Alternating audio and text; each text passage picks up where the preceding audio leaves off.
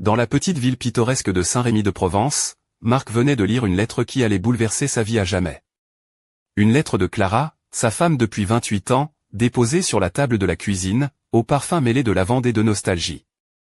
Parfum qu'il reconnaissait entre mille, mais qui, cette fois, ne réchauffait plus son cœur, au contraire. Clara, dans sa lettre, expliquait qu'elle partait. Plus qu'un simple départ, c'était une déchirure, un adieu soigneusement préparé, écrit à l'encre de la lassitude et de la douleur silencieuse. Elle avouait une vérité que Marc avait toujours redoutée, mais jamais osé affronter, elle s'ennuyait. Profondément. Épuisée par la routine, par les jours qui se répétaient comme les notes d'une chanson trop jouée, par un amour qui s'était lentement mué en habitude pesante. Elle évoquait leurs 28 années passées ensemble, les enfants désormais grands, la maison trop grande pour deux, le minivan garé dans l'allée, et cette vie qu'elle ne reconnaissait plus. Le feu de la jeunesse s'était éteint, remplacé par la sécurité, la prévisibilité, et un vide qu'elle ne pouvait plus supporter. Elle avait besoin d'autre chose, d'un frisson, d'une étincelle, d'une aventure. Pas nécessairement avec lui, mais avec quelqu'un qui serait un étranger, quelqu'un dont elle ne connaîtrait pas chaque respiration, chaque battement de cœur. Marc, pieds nus, bloqué comme une statue, relisait cette lettre encore et encore. Il ne pleurait pas encore, mais sentait un creux immense dans sa poitrine, comme si son propre cœur avait décidé de faire grève. Il repensait à Clara, à ses yeux d'un bleu profond, à ses gestes tendres, à la façon dont elle finissait ses phrases, à ces petits riens qui, autrefois, faisaient tout le charme de leur vie commune. Il se souvenait du Marc d'autrefois, celui qui jouait de la guitare dans un groupe de rock avec son meilleur ami, Danny, celui qui portait un blouson en cuir noir et roulait sur sa Harley à travers les routes sinueuses de la campagne provençale. Mais ce Marc-là semblait appartenir à une autre vie, une vie trop lointaine pour être rattrapée.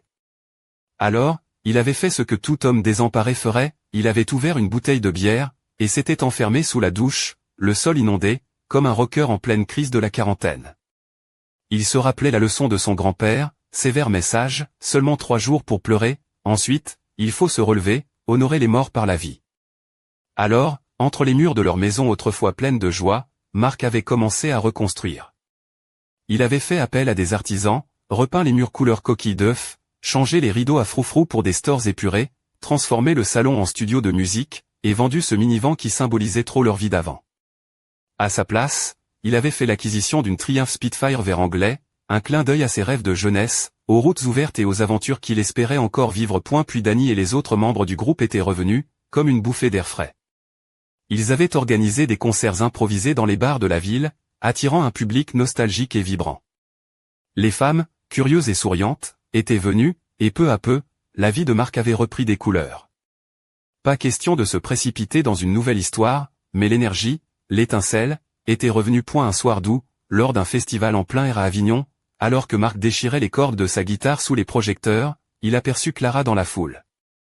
Elle avait changé, mais il remarqua ce regard fuyant, cette tentative discrète de l'approcher, vite stoppée par la présence d'une autre femme, une blonde incendiaire, Riley, qui s'était installée dans le cœur et sur la Harley de Marc. Clara avait vu, et quelque chose s'était brisé en eux. Et la suite serait un ballet d'émotions, de retrouvailles, de rancune et de tendresse. Une famille recomposée, fragile et belle, se réunissant pour Noël dans la maison transformée, avec les rires des enfants devenus adultes, les souvenirs qui dansaient dans l'air parfumé à la cannelle et au vin chaud. Clara et Marc, entre eux, des silences chargés de mots non dits, des regards qui parlaient plus que 1000 discours. Mais alors que tout semblait retrouver un équilibre précaire, un secret enfoui commença à poindre dans l'ombre, un mystère tapi dans les plis du passé, menaçant de tout faire basculer à nouveau. Une lettre oubliée, un téléphone silencieux, et cette sensation qu'au-delà du pardon, au-delà de la réconciliation, une vérité restait à découvrir. Marc, assis près du feu, regarda les flammes danser, le cœur lourd mais prêt à affronter ce que demain réservait. Car dans cette histoire, comme dans la vie, la fin d'un chapitre est toujours le début d'un autre. Le petit matin se levait doucement sur Saint-Rémy-de-Provence, enveloppant la maison de Marc d'une lumière dorée et timide, comme si elle voulait effacer les ombres de la nuit. Dans le salon, les flammes de la cheminée crépitaient encore, projetant des éclats d'encens sur les murs fraîchement repeints. Marc s'étira lentement, ses épaules lourdes du poids des derniers mois, mais son regard trahissait une lueur nouvelle, celle d'un homme qui avait traversé la tempête et qui, pour la première fois depuis longtemps, respirait à nouveau. Clara dormait encore dans la chambre d'amis qu'il avait transformée en studio de musique. Il l'avait invitée à passer la nuit, une invitation qui avait brisé les dernières barrières entre eux. Pas de retrouvailles passionnées ou de promesses grandiloquentes, juste une présence partagée, une intimité réapprise. Elle avait enfilé un vieux t-shirt de marque, ample, qui laissait deviner les courbes de son corps encore élégant malgré les années, et un peignoir de coton blanc qui contrastait avec ses cheveux bruns légèrement emmêlés. Une femme au charme discret, à la fois vulnérable et fière. Marc se souvenait de la soirée d'hier, de leur rire mêlé, de leur silence confortable, de cette complicité retrouvée qui ne demandait pas de preuves. Il avait desserré l'étau de la rancune, accepté les failles, les erreurs, et s'était offert la possibilité d'un nouveau départ, sans étiquette ni attente. Dans la cuisine, il prépara le café, l'arôme puissant se mêlant à celui des croissants tout juste sortis du four. Clara arriva, s'appuyant légèrement contre le chambranle de la porte, ses yeux brillant d'une tendresse contenue. Elle portait un pantalon de lin beige, fluide, et un chemisier en soie légèrement entrouvert, laissant entrevoir un collier en or fin qui reposait juste au creux de sa gorge. Ses lèvres dessinèrent un sourire timide. Tu sais, murmura-t-elle, je n'aurais jamais cru pouvoir être ici, à ce moment, avec toi, sans que tout soit explosif. Moi non plus, répondit Marc en lui tendant une tasse. Mais peut-être qu'on a juste appris à vivre autrement, à aimer autrement. Ils s'installèrent à la table en chêne massif, celle-là même où, des années auparavant, ils avaient partagé leur premier repas en tant que jeunes mariés. Les souvenirs affluaient, doux amers, mais la chaleur du présent les enveloppait comme un remède. Et la journée s'étira en une succession de gestes simples, une promenade dans le village, où les ruelles pavées et les façades ocre semblaient figées dans le temps, un déjeuner léger sur la terrasse ombragée, où les cigales chantaient leur mélodie infatigable. Clara glissa sa main dans celle de Marc, un contact furtif mais chargé de sens, et il sentit un frisson familier courir le long de son échine. Le soir venu, ils retrouvèrent Dany et le groupe au bar du Vieux Moulin, un lieu où la musique vibrait jusque dans les murs de pierre. La scène improvisée accueillit leurs accords, mélange de blues et de rock, empreint d'une énergie retrouvée. Les regards se croisaient, les sourires s'échangeaient, et dans cette complicité retrouvée, Marc sentit que la vie lui offrait une seconde chance. Pourtant, derrière cette apparente sérénité, un détail troublant subsistait. Une vieille photo encadrée, posée sur la cheminée, attirait son attention. Clara l'avait toujours gardée, même après le déménagement. On y voyait un groupe d'amis, jeunes et insouciants, parmi lesquels figurait un visage qu'il n'avait jamais vraiment remarqué, celui d'un homme au regard intense, à la fois familier et étranger. Marc sentit un frisson parcourir son dos, comme si cette image renfermait un secret qu'il n'était pas encore prêt à découvrir. Il posa la photo sur la table, les yeux fixés sur ce visage mystérieux. Une question silencieuse flottait dans l'air, suspendue entre points. Clara, attentive, remarqua son trouble. Tu te souviens de lui, demanda-t-elle doucement. Marc secoua la tête, incapable de répondre. Il s'appelait Lucien, expliqua-t-elle. Un ami d'enfance, mais il y a des choses que je ne t'ai jamais dites. Le cœur de Marc s'accéléra. Après tout ce temps, après toutes ces blessures, un nouveau mystère s'ouvrait devant eux, une énigme du passé qui menaçait de bouleverser leur fragile réconciliation. Il se demanda si, cette fois, ils pourraient affronter ensemble l'inconnu, ou si ce secret serait la faille qui les briserait à jamais. Et la nuit tombait sur Saint-Rémy, et avec elle, l'écho lointain d'une mélodie oubliée, comme un appel vers un futur incertain. Marc posa sa main sur celle de Clara, serrant doucement, prêt à plonger dans les ombres du passé, là où la vérité attendait, patiente et implacable. L'aube s'était levée sur Saint-Rémy-de-Provence avec une douceur presque trompeuse, comme si la nature elle-même voulait masquer les tensions qui couvaient dans l'air. Marc se réveilla avec cette photo de Lucien hantant son esprit, le visage de cet homme au regard perçant s'imprimant dans ses pensées comme un vieux film en noir et blanc. Qui était-il vraiment? Et pourquoi Clara semblait-elle si réticente à évoquer ce nom? Le petit déjeuner fut silencieux, ponctué seulement par le chant des oiseaux et le crissement léger des tasses de porcelaine sur la table. Clara, habillée d'une robe légère couleur ivoire, ses cheveux tirés en un chignon négligé qui dévoilait la nuque délicate, semblait elle aussi absorbée par ses souvenirs. Sur ses doigts, 2 fines bagues en argent captaient la lumière, scintillant discrètement, rappelant des promesses passées. Tu veux en parler? Demanda Marc d'une voix douce, brisant enfin le silence. Clara prit une longue inspiration, jouant avec la bague à son annulaire. Lucien, c'était plus qu'un ami. Il était le premier amour de ma vie. Avant toi, avant tout le reste. Il y avait une intensité entre nous, une passion que je n'avais jamais ressentie ailleurs. Mais la vie, tu sais, elle a ses détours. Il a disparu du jour au lendemain, sans explication. Marc fronça les sourcils, cherchant à comprendre. Disparu? Comment? Personne ne le sait vraiment, répondit-elle, le regard perdu dans le lointain. Il est parti à Paris, puis plus rien. Pas d'appel, pas de lettre. Juste un vide. Une ombre passa sur le visage de Marc. L'histoire ressemblait à un roman d'espionnage, mais c'était leur réalité, leur passé enfoui entre les vieilles pierres de la Provence.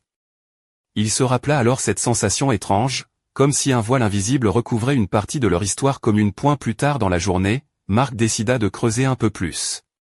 Il se rendit à la bibliothèque municipale, un lieu charmant aux murs tapissés de livres et aux fenêtres grandes ouvertes sur les champs de lavande. Là, il feuilleta les archives locales, cherchant le moindre indice sur ce mystérieux Lucien.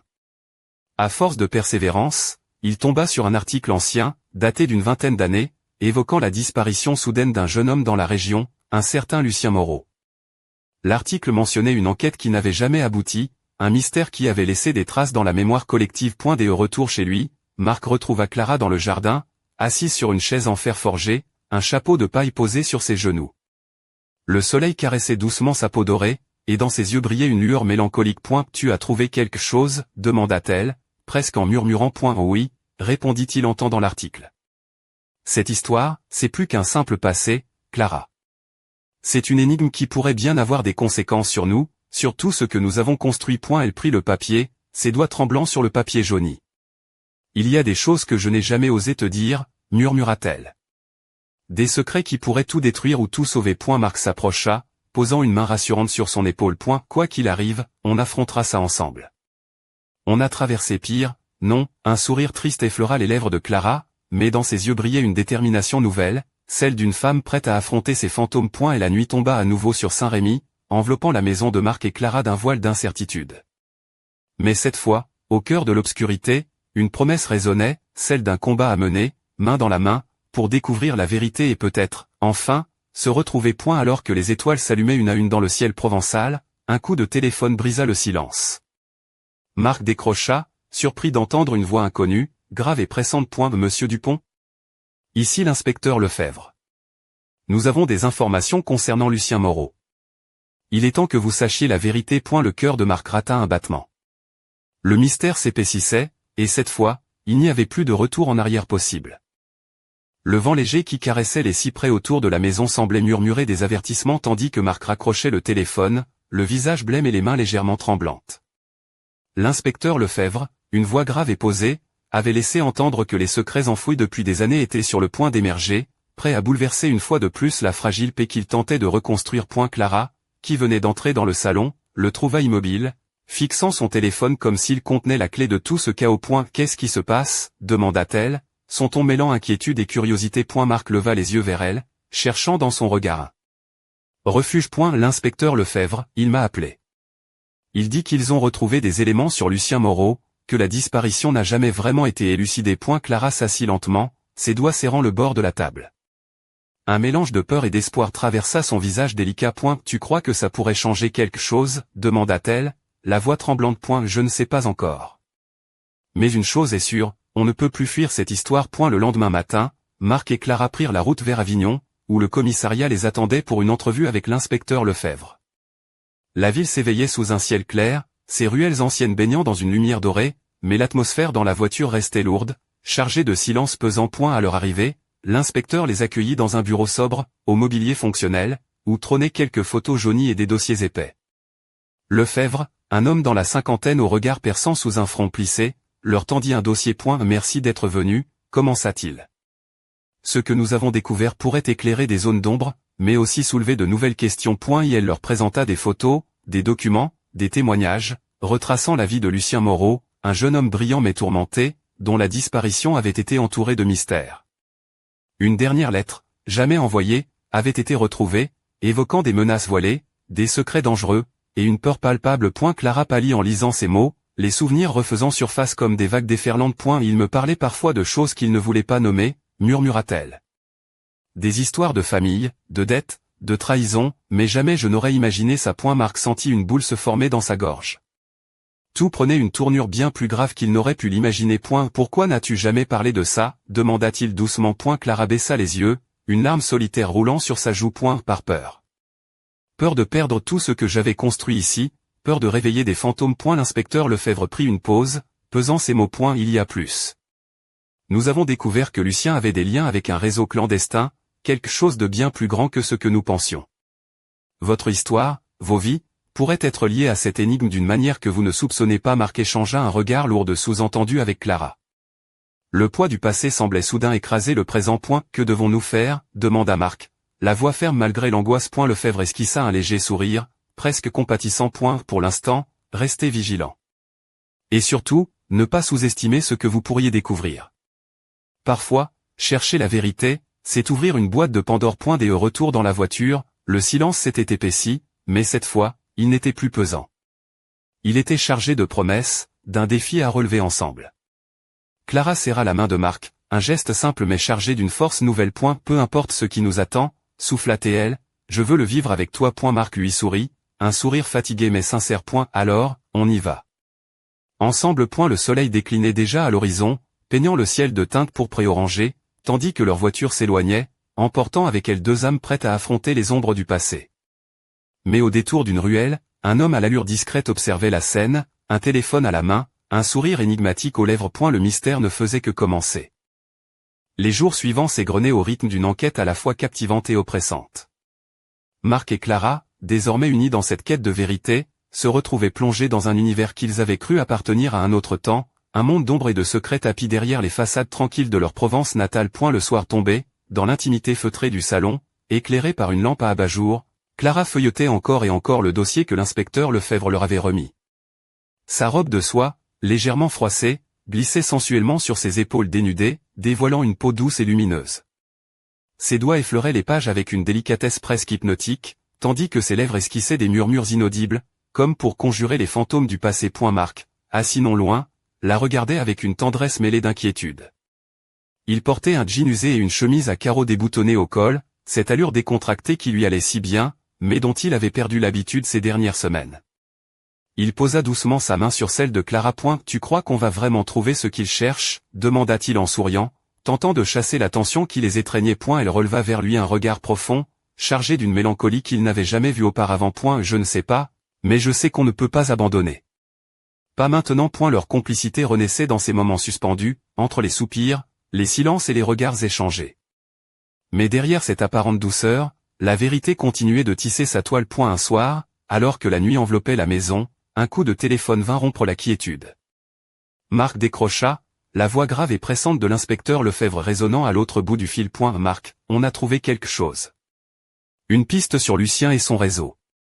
Tu dois venir immédiatement au commissariat. Sans hésiter, Marc réveilla Clara.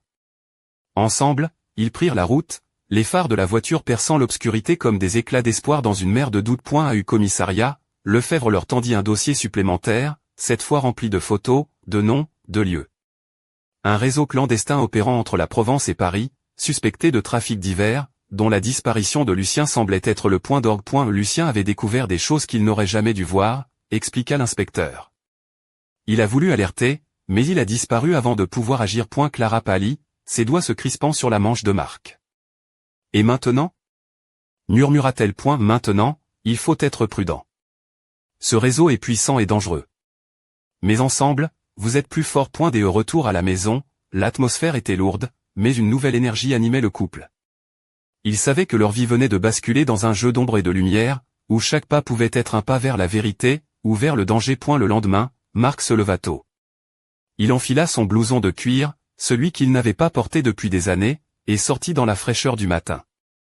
La Harley ronronna sous ses mains expertes, prête à dévorer les kilomètres. Il prit la route vers les collines, l'esprit en ébullition, entre souvenirs et promesses. À eu détour d'un virage, il aperçut une silhouette familière, Riley, la blonde incendiaire qu'il avait rencontrée lors du festival. Elle portait une robe rouge écarlate qui épousait ses formes avec une audace déconcertante, des escarpins noirs qui claquaient sur les pavés, et un regard pétillant d'une malice contenue. Alors, le rocker reprend du service, lança-t-elle avec un sourire espiègle. Marc rit, un son rauque et sincère. On peut dire ça. Mais cette fois, c'est un autre combat. Riley s'approcha, ses doigts effleurant le blouson de Marc. Tu sais que je suis là pour ça. Pour te rappeler que la vie est aussi faite de plaisir, pas seulement de secrets et de fantômes. Elle la regarda intensément, un instant suspendu entre désir et devoir. Merci, mais ce soir, c'est toi qui m'as rappelé que je suis vivant. Ils rirent ensemble, complices, tandis que le soleil disparaissait derrière les montagnes, promettant une nuit pleine de possibles. Mais dans l'ombre, un regard surveillait, attentif, patient. Car dans cette histoire, rien n'était jamais simple, et le prochain chapitre s'écrivait déjà, prêt à tout emporter sur son passage.